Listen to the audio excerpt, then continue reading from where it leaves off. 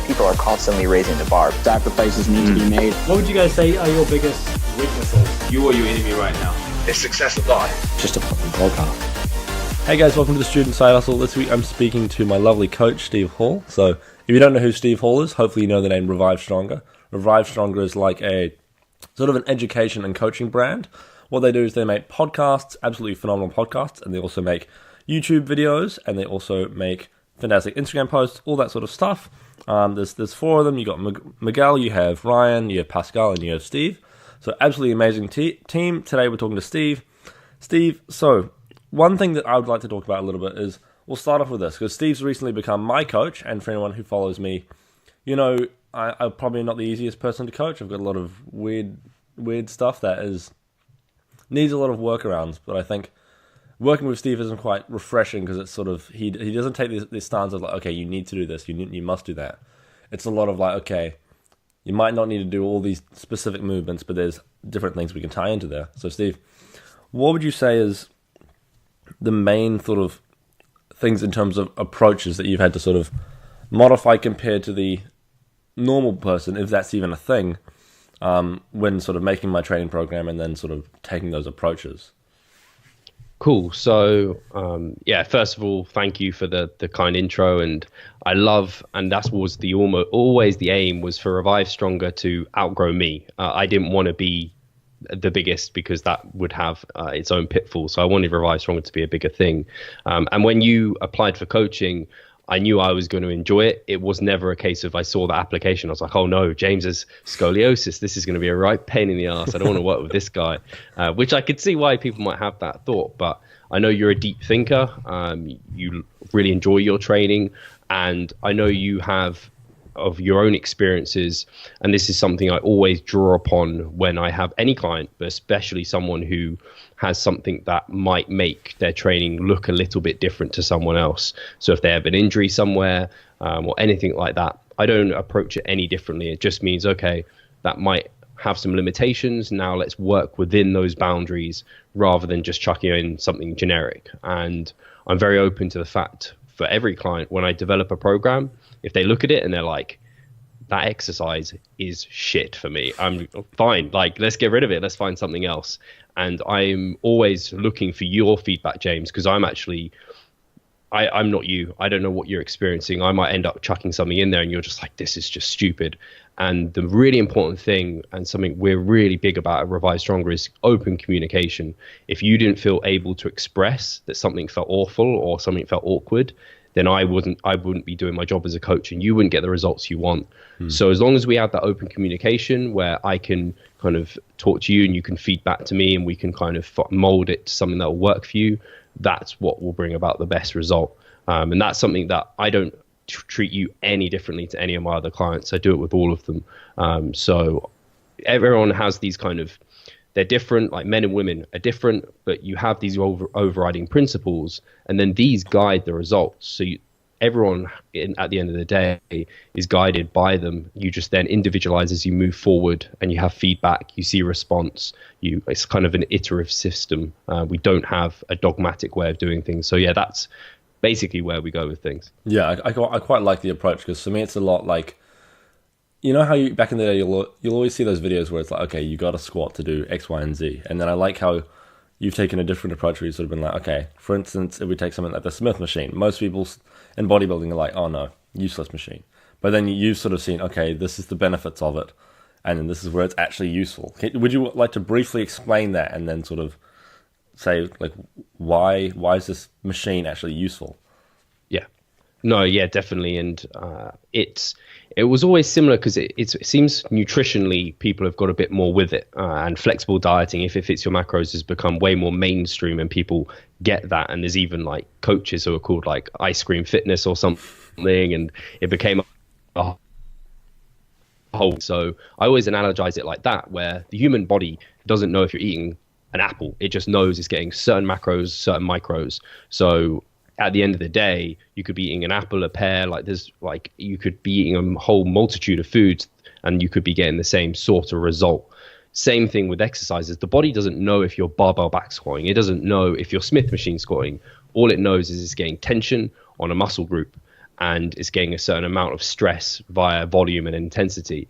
And therefore, you can choose a modality that fits your physiology, where you can provide the best kind of tension and the best volume through that. Just like if you like apples, you can pick apples. If you like pears, you can pick pears. You're going to get a good amount of micros, very similar macros, and at the end of the day, a very similar result. The body doesn't have biases. It can't, unless you have like a placebo where you're like, oh no, Smith machine squats are never going to build me big quads, and you're probably going to limit your gains. That's the only issue that you might end up having. But at the end of the day, the body doesn't know what exercise you're doing. So your own kind of biases towards exercises will only impact things negatively if you let them. So that's my kind of standpoint. The body doesn't know if you're Smith machine squatting or if you're lunging or if you're doing any other movement pattern. Yes, they provide different amounts of tension to different parts of the muscle, and therefore you can use a wide selection of exercises as a bodybuilder, because all we need to do is sculpt our body to be the biggest, leanest, meanest machine ever. We don't need to be a strong powerlifter at the squat, bench, and deadlift. That's not a requirement. We don't need any of those lifts. I think that's something that you've done fantastic, because it's like, even for me, it's like when I talk to a powerlifter, I'm like, okay, you guys just do 3 movements. But for me, it's like, for instance, with the assisted pull-ups, it's like, that was something that I think my ego would always be like, nah, I can never need to do that, because I can do pull-ups. But it's like, okay, can you do like eccentric, like where you're actually like controlling it really nicely, pause at the top? It's like, that's something that you can't really do very well with other pull-ups, and just that stability. And it's like those sort of movements that I think you do quite a good job of sort of taking the ego out of it, which is quite a weird thing to do, but I think it is important, because it's like, without that, like, it's, especially me for squats, it's like, okay, at some point in the future, maybe they're a good movement, but it's like right now, probably pretty useless. It's like, I just can't do them because, injury. But it's just, that's quite an interesting thing. Where do you see the main benefits of a Smith machine? Because it's sort of, it's the kind of thing where, how, for instance, say if we compared a normal squat and a Smith machine squat, where could we see the main sort of benefits as a movement? Cool. So the nice thing with a Smith machine is that it has stability built into it. So we don't need to be utilizing as many kind of assistants from our other muscle groups, like core control and everything. It's much, much easier to just get under there and more so isolate the quads. What you can also do is get into a position under the Smith machine where you would, if you tried to have that foot position with a barbell, a free barbell, you just collapse. Like, you couldn't get in that position. You can get right under yourself and really get kind of a lot of knee flexion and get a lot of kind of dominance from the quads, whereas you can't get into that position with a barbell because gravity would just dictate that you'd end up falling terribly backwards. So you have those two benefits. And then in terms of axial loading, it's just not the same amount of pressure that's on your spine. And axial loading has a big cost in terms of systemic fatigue, in terms of like full body fatigue. Neurologically, it just wears you out massively. So a Smith machine isn't going to have as big an impact. So the great thing is you can more so isolate the quad, and you don't have as big a kickback to your systemic fatigue. So actually, it's taking less away from volume potentially for other areas, and it's also contributing potentially more towards the quad. So in terms of a quad builder, it can actually be very, very effective. You can also get deeper than you normally can with a barbell, because again, when you're that low with a barbell, a lot of the stability type things kick in, and you can't quite get down and stable and comfortable. Whereas with a Smith machine, you can sit right deep into it, and you can pause there for forever if you wanted to. It'd be kind of uncomfortable. But with a barbell, you're holding your breath, everything like that. It just becomes really, really wearing. So I think a Smith machine, given that it's more isolation-like in nature, given that it has more stability within the movement, given that we can kind of do it more comfortably, we've got less axial loading and everything like that, it lends itself probably more to higher repetition ranges than a barbell, whereas so you might be doing it for like you could probably do it for up to 30 repetitions, because you can just keep going at this thing. Whereas with free barbell squats, whilst 30 repetitions might be within the kind of effective hypertrophy rep range, it's just, you're dead. There's no chance it's going to work well for you. Yeah, that's the thing. And I think, especially like, for instance, with my leg press, we found before I was working with you, I was doing reasonably high rep ranges on the leg press just because I thought, okay, my joints seem to be fucked. Everything I seem to do just injures me. So I'm like, okay, I'm going to go high reps on the leg press. And I found the lower reps we've gone, it's been fantastic. It's just like, I don't know what in particular it is. Maybe it's the whole, I'm trying to stay adherent to good form because now I have someone keeping me accountable. Because before I was just sort of trying to get PRs on the leg press, which I guess isn't the best idea. What would you say would you say it's sort of similar benefits with the leg press, where it's like you're taking the stability, and then for someone who can't really actually load, something like a leg press is just pretty phenomenal. Like for me, it's been pretty life-changing, I guess, in terms of leg development. Yeah, I think every exercise almost has its small, unique benefits. So whilst you can train the quads and you can use many different variants, and you don't need to settle on one, and I think you'd be wrong to, because each one has its own unique benefits. So with a leg press, there's no axial loading. You're lying back, you're chilling. It's totally cool. But with a leg press, you can go to some sort of ridiculous RAR. Like you talk about naught RAR, you can really go ham on a leg press, which you can't do the same even on a Smith machine squat, even on like a hack squat. It's just not the same as sitting into a leg press. You have to be careful not to turn it into you're resting too much between repetitions, because people end up doing that sort of thing, and that kind of has its own problems. But yeah, the leg press, in many ways, the stability, the more isolation, where you can put your feet in positions that you wouldn't be able to kind of get the same sort of stretch as you would do via a barbell squat, it lends itself very, very well to that. So I think in many ways they are the same. I think you get a bit of a different stretch on the quad via doing a Smith machine squat versus a leg press. I think if you can get a squat pattern, it doesn't necessarily have to be a barbell squat, but a squat pattern like a V squat or a hack squat or a Smith machine squat, whatever it might be, I think that has some benefits just because it hits the quads in a slightly different way. But the leg press is just, for me, I think it's a great way to get out a lot of volume. I think a lot of people spend probably too much time doing like leg extensions or knee extensions, and they probably better serve just getting in and doing more volume within the leg press, which is just going to provide probably more amounts of homeostatic disruption to the quads. And like for me, it's just fantastic movement. It's like we've basically just been doing it quite often, and it's just like, it's not the kind of thing where I think I'm going to get injured on in like a long time. I don't know what I'm going to have to do to get injured on that thing. Like just do some stupid shit. It's like, do you have any tips in particular or things you think people do wrong repeatedly on leg press that make it feel like a bad movement or make it feel like it's not as useful, because it does get a reasonably bad rap? Yeah, it's weird that it does, because it's something like machines quite often get a bad rap. It's like a lot of machines, like you have to do something funky to really screw them up.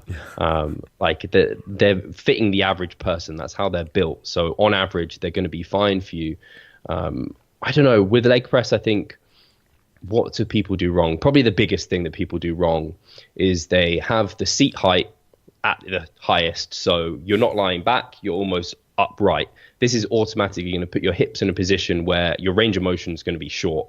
Sure, your knees will be right in your face because they have to be, but you also won't be able to go low on the pad. You'll have to go higher, so you're going to get less isolation on the quads. You're going to get a poor hamstring and quad glute movement, because hip hinge is way better for that.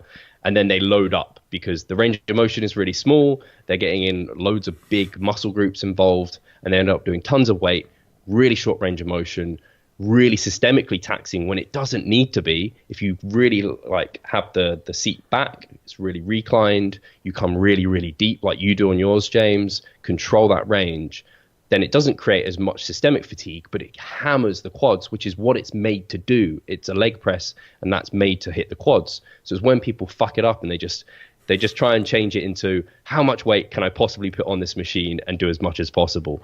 And then their range is really small. And then they're like, oh, my knees hurt. And it's like, fucking no duh. It's just not the way you're meant to be using that machine. It's super frustrating to see that happen. Yeah, like especially for sort of my population, it's like pretty much all of them will ask me like every damn day, someone will message me like, hey, how do I, like, can I squat? Can I deadlift?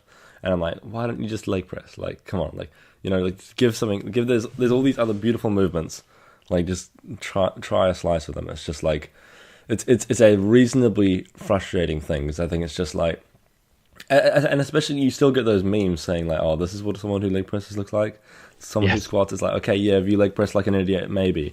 It's like that's the fucking thing. There's still, I feel like you're going quite far against the grain in terms of movements and like a lot of things where it's like, okay, these things get a lot of hate, and it's like there's a lot of, I would say there's a decent amount of tension in bodybuilding right now in terms of like the two camps, and feel free to comment as much or as little as you want on this, because I know there's people you know and all that sort of stuff. But would you like to sort of comment on what you think the general approach should be in terms of the two camps, and maybe even briefly explain the two camps? In my eyes, it's a lot of like, you'll have sort of the Renaissance periodization, Revivestronger, Team 3DMJ, all them sort of in one sort of camp, which would be a lot of you're controlling volume, you're leaving reps in reserve when necessary, not going to failure that often, generally just believing in science, loving science, saying, okay, in general, science is pretty damn useful. And then you have the other camp, they like to sort of have a lower volume approach, they will go to failure a lot more often, they will often have sort of one very important set in the session, and I find that it's very, very common in Britain, like it's I mean, I live in New Zealand, but in the British bodybuilding scene, it is like, feels like it's 90% of people. And yeah, I'd say there's generally those two camps. How do you think people should sort of orientate those people themselves between the two camps? And do you sort of think there should be a little bit of a more open-minded, or how do you think people should, even just the general creators, should sort of orientate themselves between the two camps? Because I'd say you are relatively far on one side of the camp, and then I'd say, in general, there seems to be a decent amount of like, not hate, but like, well, almost hate, yeah. But it's like there's a decent amount of, I don't know what you call it, not awkwardness, but there definitely is a bit of a standoffish attitude between the two camps, without sort of just being open-minded and thinking, okay, maybe this works better for some people, or whatever the approach is. Like for me, I could not be in the other camp. I just couldn't, because it would just be, I think I would end up injured pretty damn fast. my body couldn't handle that. And it's just like, I need to have a more, I mean, I guess you can probably tell what camp I'm in, you know, but it's like I think I personally need to be in this camp, because if I was in the other one, I'd get injured. And I think that's something, and it's just, for me, the fact is it's talked about with so much disrespect and without any sort of, hey, that could work. But then equally, I'll find myself talking about the other side like that as well. So it's like there's a lot of, it feels like left and right wing politics. Yeah, I can see. I kind of, obviously, I'm within the UK natural bodybuilding scene, and when we talk about this, I very much think of like Arnold Schwarzenegger, the volume guy, and then we have like Dorian Yates, the high intensity guy. It's like, well, these guys are both freaking jacked, both amazing bodybuilders, and what do they have in common? They both have the common goal of trying to be the best bodybuilder they can be. And I am not someone for controversy. In fact, I am very much against that sort of thing, and I'd never like to ignite it.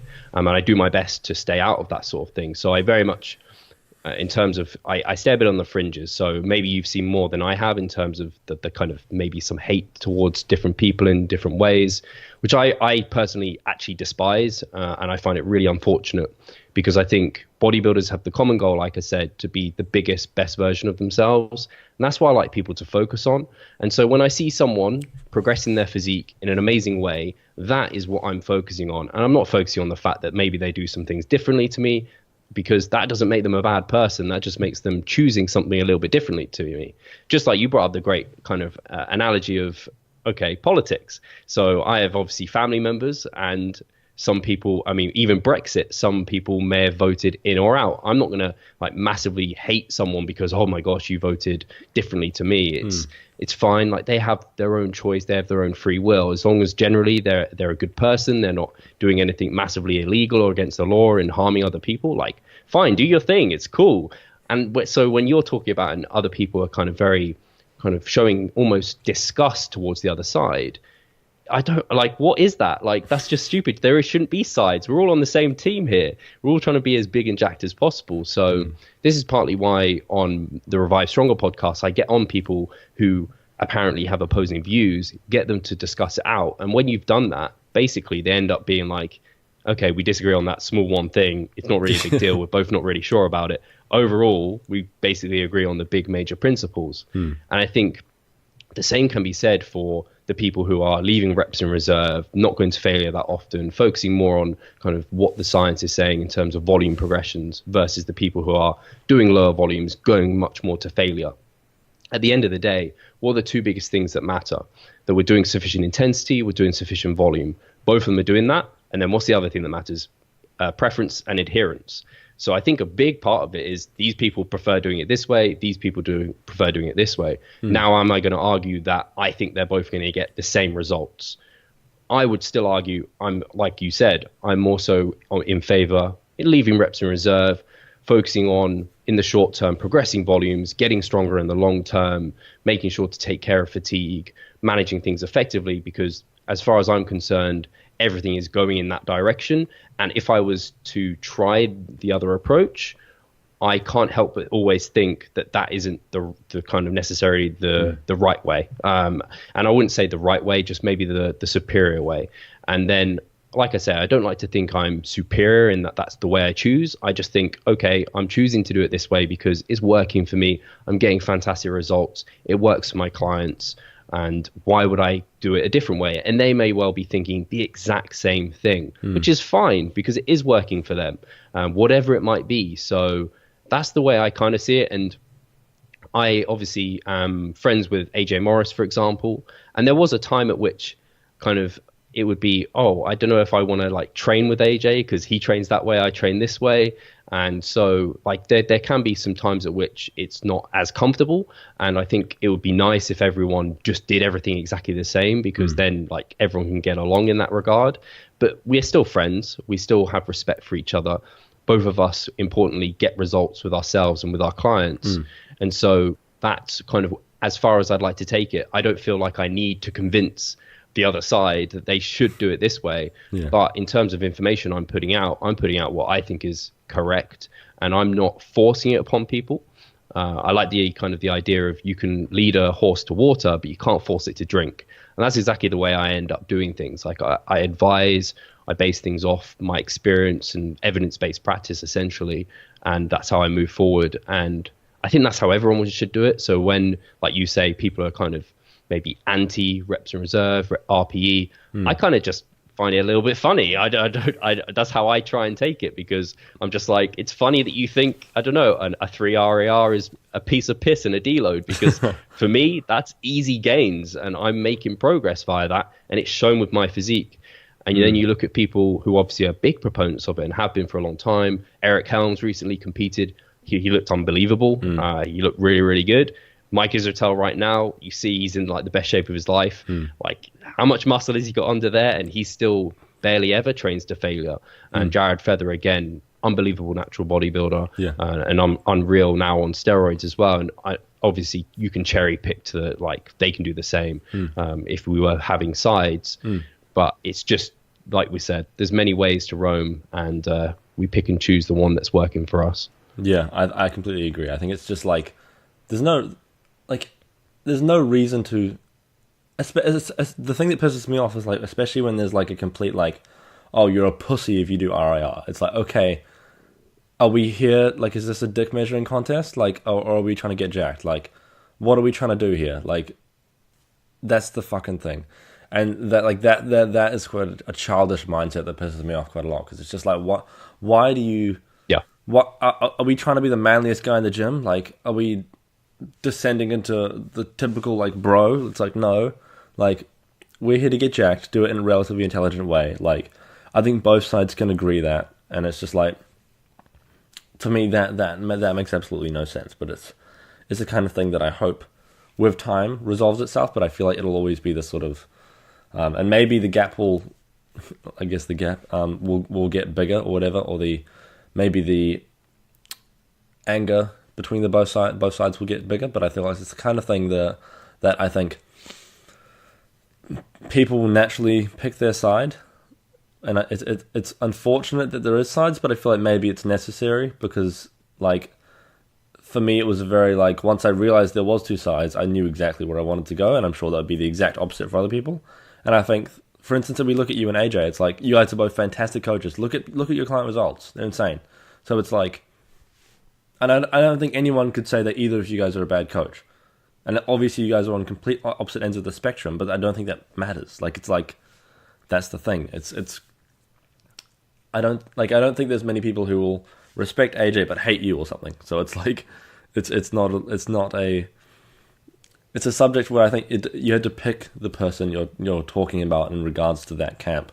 So it's like, if you pick a specific person and you don't think they have that great views, that might not be the best representation of that camp.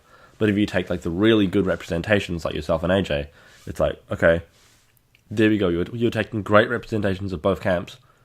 I could probably train like AJ does. That's something that if I was going to go in that camp, I could probably do something similar to that.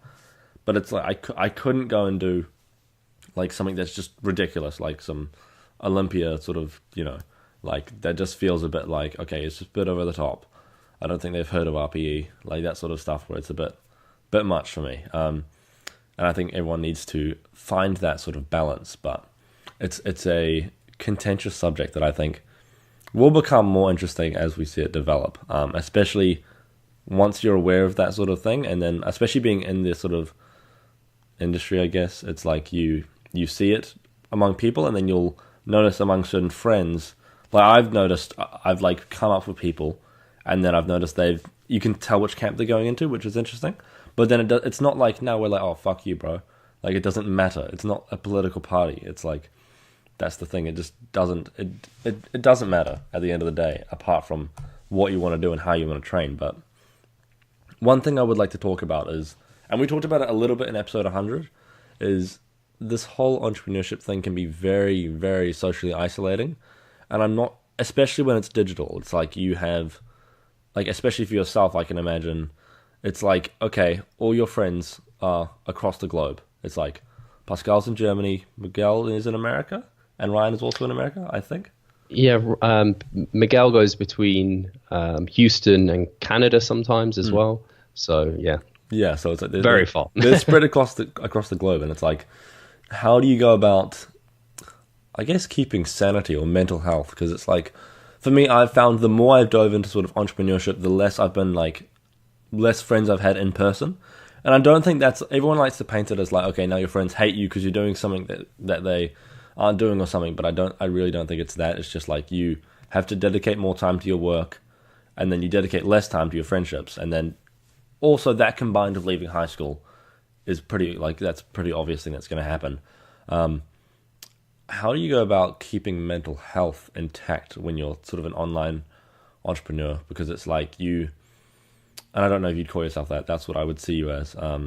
It's the kind of thing where I think it can be incredibly socially isolating, especially when you're sort of a newcomer or not fully like haven't made it, if you know what I mean. Like it's not like a full-time job or whatever.